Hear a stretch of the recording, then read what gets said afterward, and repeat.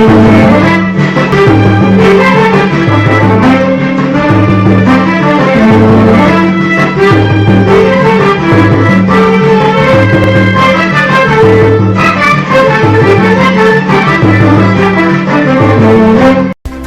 I'm Abdillahi Hassan. Welcome to the head of the Hour News Brief.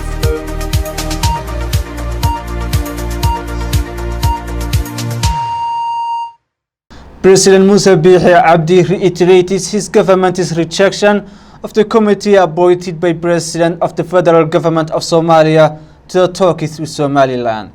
He said it was unlikely that the talks between the two sides to bear fruities while Farmajo is in the office. President Bihi said this while he was welcoming the international participants of Hargeisa International Book Fair at a gala in the Presidential Palace on Friday night. President Bihi accused Somalia of waging economic war on Somaliland by targeting livestock exporters during the Hajj season. Somaliland's Vice President Abdillahi, who was speaking at the Hargeisa Cultural Center, has emphasized that the unity between Somaliland and Somalia is not possible at all in this time. The Vice President said that Somaliland is ready to work with the international community to get rid of any group or individual who can harm human rights and is involved in criminal activities like piracy and terrorism. The Vice President pointed out that Somalia is divided itself and that the federal government of Somalia should focus on reuniting its member states instead of looking for unity between Somaliland and Somalia. Puntland state of Somalia joined Somaliland in the opposition to the committee recently appointed by President Farmajo to talk with Somaliland. However, Puntland's reasons are completely different from Somaliland's. Puntland opposed the committee on the grounds that it excluded her from its membership. She argued that since Puntland has a stake in these talks with Somaliland, Puntland should have been included.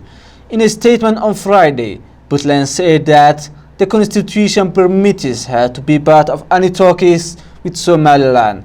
Puntland said that the appointment of the committee testifies to unwillingness to reach sustainable solutions to the Somaliland issue. Somaliland government has earlier rejected the committee appointed by President Farmajo for including Somaliland nationalists in its members.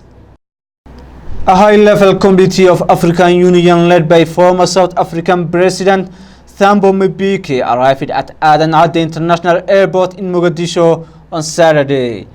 Mr. Mbeki and his delegation were received by Somalia's Foreign Minister Ambassador Ahmed Isa Awad. The main reason for the visit was not disclosed, but he is expected to hold talks with President Farmajo and the top leaders of the federal government of Somalia. The visit will take 2 days, in which the delegation will also hold several consultative meetings with the Somali civil society, IGAD, AMISOM and ANSAM. The new United Nations envoy to Somalia visited the southwest state for the first time ever since taking office. He emphasized the importance of good relations between the federal member states and the federal government.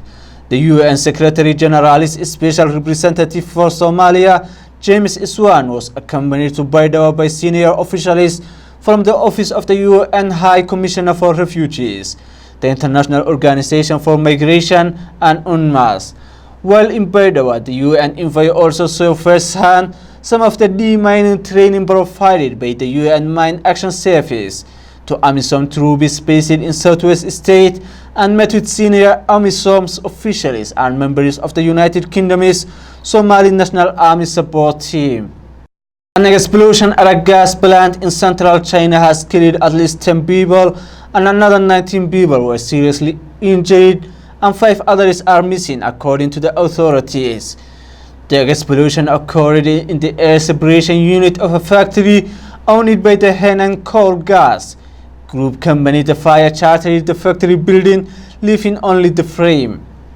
That was our news bulletin for this time. Thank you for watching us. I'm Abdillahi Hassan.